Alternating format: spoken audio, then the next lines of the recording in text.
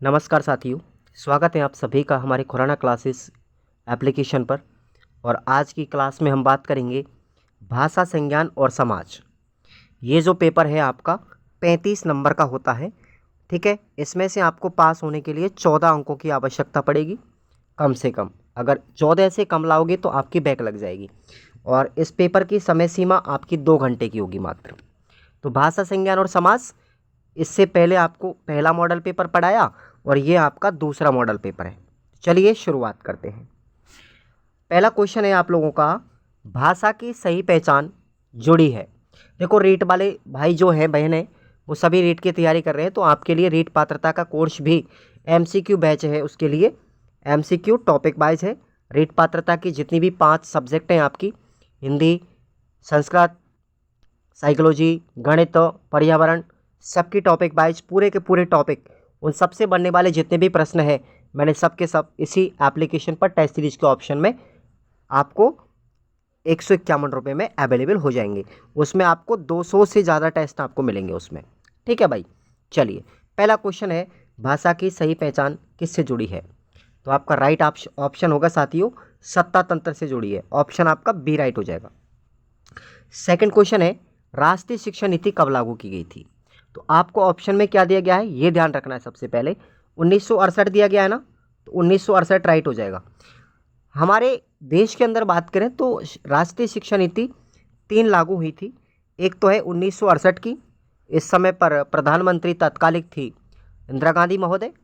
और उसके बाद 1986 में हुई, इस समय पर हमारे प्रधानमंत्री थे देश के माननीय राजीव गांधी जी। और उसके बाद नवीनतम जो है वो है लेटेस्ट वाली, जिसको हम तीसरी राष्ट्रीय शिक्षा नीति या नवीनतम शिक्षा नीति बोलते हैं। ये 2020 में हुई थी और नरेंद्र मोदी जी के काल में हुई थी। क्वेश्चन है अपना अगला, और इम्पोर्टेंट पेपर है साथियों, यहाँ से प्रश्न आपको सीधे मिलेंगे एग्जाम में, ध्यान रखना। व्यवधान के कारण 1981 में और 1991 की जनगणना किन किन राज्यों में नहीं कराई गई थी? तो आपको याद रखना है, 1981 में तो जनगणना असम में नहीं हुई थी, और 1991 की बात करें तो जम्मू कश्मीर राज्य में नहीं हुई थी। ये 2 राज्य ऐसे हैं जिनमें जनगणना नहीं हुई थी। कब? 1981 में तो असम में नहीं हुई थी, और 1991 की बात करें तो जम्मू कश्मीर राज्य में नहीं हुई थी। ध्यान रखेंगे। अगला क्वेश्चन है, इंपॉर्टेंट है, चौथा। संविधान के 100वें संविधान में जो 100वां संविधान संशोधन हुआ था 2001 में, और 71वां संविधान संशोधन हुआ था 1992 में, इन दोनों संशोधनों के तहत किन किन भाषाओं को जोड़ा गया था? बताइए साथियों, किन किन भाषाओं को अनुसूचित भाषा में जोड़ा गया? तो आपको याद रखना है, अगर बात करें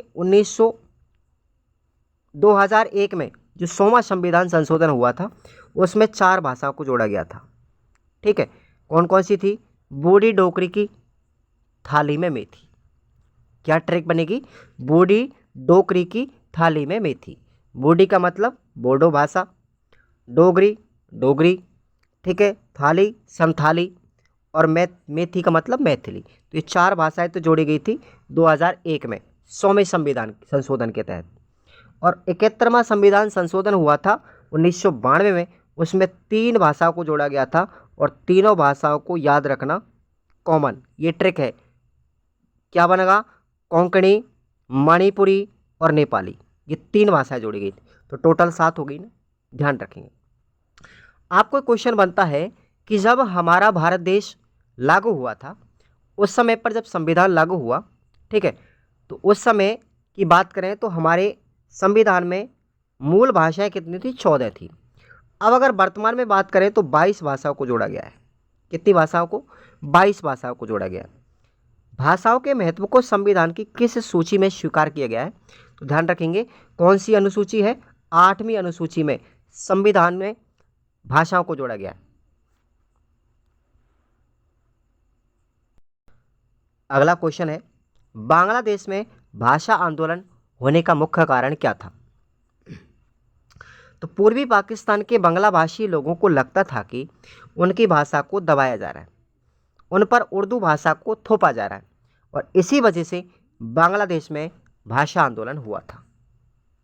ठीक है भाई।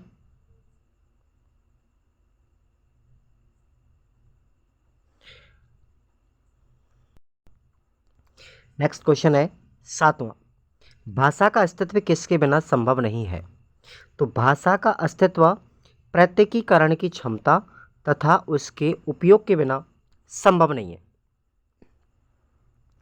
8वां क्वेश्चन है भाषा की परिभाषा लिखो। बड़ा अजीब क्वेश्चन है, भाषा की भी परिभाषा पूछ रहा है।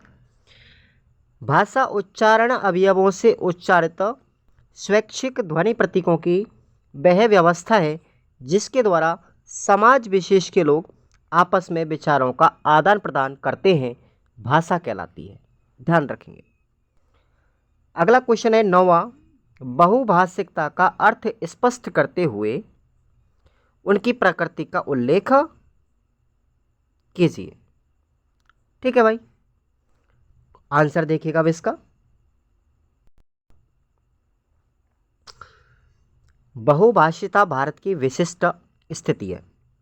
बहुभाषिकता का अभिप्राय ऐसी स्थिति से है जिसमें बच्चों के परिवेश में एक से अधिक भाषाएं बोली जाती हैं। भारत के नगरों में ऐसी स्थितियां सामान्यतः देखने को मिलती है। अब बहुभाषिकता की नेचर यानी प्रकृति। बहुभाषिता और विभिन्नता मानव अस्तित्व का एक भाग है। भाषा को अर्जित करने की शक्ति आंतरिक होती है। प्रत्येक बालक में यह शक्ति जन्म के समय से प्राप्त होती है, यानी जन्मजात होती है। लेकिन जब वह अन्य लोगों के संपर्क में आता है और उनके साथ अंत्यक्रिया करता है तो उनमें बहुभाषिता और भाषा की विभिन्नता के गुण विकसित हो जाते हैं। बेनवेन साइट के अनुसार वास्तव में भाषा के माध्यम से ही व्यक्ति अपने आप को एक विषय के रूप में स्थापित करता है, क्योंकि भाषा ही व्यक्ति के अहम को वास्तविकता में प्रकट करती है। अब आपको अथवा में क्वेश्चन याद रखना है दोस्तों, बहुभाषिकता विद्यार्थियों के लिए एक वरदान है या अभिशाप है, स्पष्ट कीजिए। इंपॉर्टेंट क्वेश्चन है, सीरीज में से याद कर लेना। 10वां क्वेश्चन है भाषा के भंडार की वृद्धि का कारण हमारे धार्मिक क्रियाकलाप और तीर्थ स्थान है। आप इस कथन से कहाँ तक सहमत हैं, अपने विचार व्यक्त कीजिए। तो देखिए, ये बात सत्य है कि भाई भाषा के भंडार में वृद्धि का कारण हमारे धार्मिक क्रियाकलाप और तीर्थ स्थान होते हैं। ये बात सत्य है। क्यों सत्य है? क्योंकि भाषा के शब्द भंडार में वृद्धि का कारण धर्म में धार्मिक क्रियाकलाप होते हैं। धार्मिक कारणों से भाषा का प्रसार होता है, उसके शब्द भंडार में वृद्धि होती है, जैसे संस्कृत भाषा। भारत धर्म प्राण देश है। धार्मिक दृष्टि से हमारे कृत्य, यज्ञ, पूजन, संसार सभी कार्य संस्कृत में होते हैं। भारत में सभी धर्मों के तीर्थ, मंदिर, मस्जिद चारों दिशाओं में बने हुए हैं। शंकराचार्य ने भारत की चारों दिशाओं में पवित्र धामों की स्थापना की थी। जब यात्री चारों दिशाओं में जाता है तो विभिन्न भाषा और भाषियों से उसका संपर्क होता है। संपर्क में विभिन्न भिन्न समुदाय के शब्दों का आदान प्रदान होता है। इससे शब्द भंडार में वृद्धि होती है। अब आपको क्वेश्चन याद करना है, लोकोक्ति यानी मुहावरे। लोकोक्ति यानी कहावत। कहावत यानी लोकोक्ति किसे कहते हैं? लोकोक्ति और मुहावरे में क्या समानता है और क्या भिन्नताएं हैं, अंतर स्पष्ट कीजिएगा। तो ये क्वेश्चन आपको याद करना है। अगला क्वेश्चन है आपका 11वां, भाषा के सामाजिक पक्ष से आप क्या समझते हैं, विस्तार से समझाइए। तो देखिएगा भाई, भाषा का सामाजिक पक्ष। जब बच्चे भाषा सीखते हैं तो केवल भाषागत प्रवीणता ही हासिल नहीं करते, अपितु समाज में भाषा का प्रयोग कैसे करना है यह भी सीखते हैं। व्यक्ति, स्थान और विषय के अनुसार भाषा कैसे बदलती है, ये बात बहुत जल्दी ही सीख जाते हैं। इसी तरह विभिन्न संदर्भों में प्रयुक्त भिन्न भिन्न भाषा रूपों को समझ भी लेते हैं और क्षमता भी हासिल कर लेते हैं कि उन सब को कैसे समझता है। एक सार्वभौमिक व्याकरण के रहने पर भी बच्चा वही भाषाएं सीखता है जो उसके परिवेश में बोली जाती है। वास्तव में हमारे शब्दों का चयन हमारी भाषा शैली की बातों से होता है। सामाजिक विविधता की एक झलक हमें भाषा में भी मिलती है। कई बार एक ही समाज में रहने वाले अलग अलग जाति, वर्ग और समूह में भी काफ़ी अंतर हो जाता है। प्रश्न है आपको अथवा में, इम्पोर्टेंट है साथियों, ये आपको सीरीज में से याद करना है। भाषा और धर्म का कोई अनिवार्य संबंध नहीं है, इस कथन पर अपना मत स्पष्ट करना है। अच्छा क्वेश्चन है ये। अगला क्वेश्चन है 12वां, बोली की परिभाषा लिखते हुए बोली और भाषा में अंतर स्पष्ट कीजिए। कैसे देखेंगे? सबसे पहले आपको बोली की परिभाषा। बोली किसी भाषा के एक ऐसे सीमित क्षेत्रीय रूप को कहते हैं जो ध्वनि रूप, वाक्य गठन, अर्थ, शब्द समूह तथा मुहावरे आदि की दृष्टि से उस भाषा के परिनिष्ठित तथा अन्य क्षेत्रीय रूपों से अलग होती है। अब इन दोनों में अंतर क्या है, भाषा और बोली में? तो देखिए, भाषा का क्षेत्र तो बड़ा होता है जबकि बोली का क्षेत्र छोटा होता है। भाषा के अंतर्गत कई बोलियां बोली जा सकती हैं, परंतु भाषा बोली के अंतर्गत कभी नहीं आती। जैसे बोली भाषा से उत्पन्न हो रही है, बोली किससे उत्पन्न हो रही है? भाषा से। अर्थात कहने का मतलब है भाषा और बोली में माँ बेटी का संबंध है। माँ कौन है? भाषा है। और बेटी कौन है? बोली, क्योंकि भाषा से ही तो बेटी का जन्म हो रहा है, बोली का जन्म हो रहा है ना। बोली का प्रयोग साधारणतः बोलचाल में व लोक साहित्य सृजन में होता है, जबकि भाषा का परिनिष्ठित रूप साहित्य, शिक्षा और शासन संबंधी कार्यों के रूप में प्रयुक्त होता है। जनसाधारण के द्वारा, अब एक बार फिर से मैं आपको बोली की परिभाषा सुनिए दोबारा से। जनसाधारण के द्वारा बोले जाने वाली भाषा बोली कहलाती है। जो मैं नॉर्मल आपसे बोल रहा हूँ ये बोली है मेरी, ठीक है। आप लोग मारवाड़ी बोल रहे हो, मेवाती बोल रहे हो, ठीक है, अपनी क्षेत्रीय भाषा वो बोली होती है। और जब उसे व्याकरणिक कसौटी के द्वारा परिमार्जित कर दिया जाता है तो वह भाषा बन जाती है। अगर उसमें व्याकरणिक नियम लगा दिए जाएं, ठीक है, तो वो भाषा बन जाती है। अथवा में आपको क्वेश्चन याद रखना है साथियों, बहुभाषिकता की विशेषताएं क्या हैं, लिखिए। और ये वेरी वेरी इंपॉर्टेंट क्वेश्चन है। 13वां क्वेश्चन देखेंगे, भाषा एवं क्षेत्र के बीच संबंध कैसा है, इस पर आपको टिप्पणी लिखनी है। निबंधात्मक प्रश्न है 13वां और 14वां, दो आपको निबंधात्मक प्रश्न मिलेंगे इसमें। भाषा का संबंध सामान्य रूप से क्षेत्र विशेष से भी होता है, क्योंकि क्षेत्रीय विशेषताएं भाषा को प्रभावित किए बिना नहीं रह सकती। इसलिए भाषा विज्ञान में भी कहा गया है, क्या कहा गया है? 4 कोश पर पानी बदले 8 कोश पर वाणी। और ये प्रश्न पूछा गया किसके संबंध में है? ये देखो, 4 कोश पर पानी बदले 8 कोश पर वाणी, ये उक्त पंक्ति किसके संबंध में कही गई है? समाज के संबंध में, भाषा के संबंध में, व्यक्ति के संबंध में, शासन के संबंध में। तो आंसर क्या होगा? भाषा के संबंध में। ठीक है भाई, ये प्रश्न पूछा जा चुका है। इस बदलाव का प्रमुख कारण क्षेत्र विशेष का भौगोलिक प्रभाव ही होता है। इसलिए माना जाता है कि भौगोलिक विशेषताओं का असर उस क्षेत्र की भाषा विशेष पर आवश्यक रूप से पड़ता है। अर्थात भाषा और क्षेत्र का गहरा रिश्ता होता है।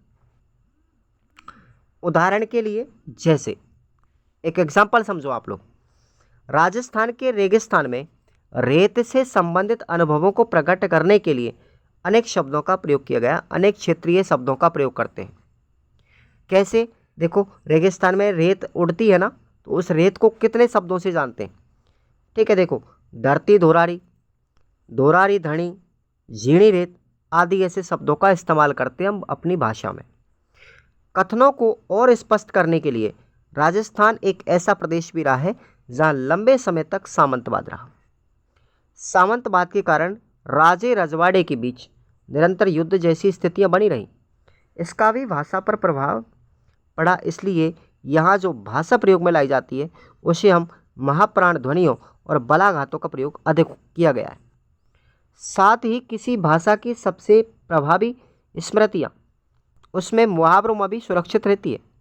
इसलिए मुहावरों पर पड़ने वाले भौगोलिक क्षेत्र के इस प्रभाव का आकलन करने के लिए कुछ मुहावरों को उदाहरण के रूप में मैं बता रहा हूँ आपके लिए। जैसे, घात में फिरनऊ, घात लगानी, घी घालनी, घी खिचड़ियाँ होनी, ये सब मुहावरे हैं। क्षेत्रीय भाषा का प्रभाव दिखाई दे रहा है इसमें।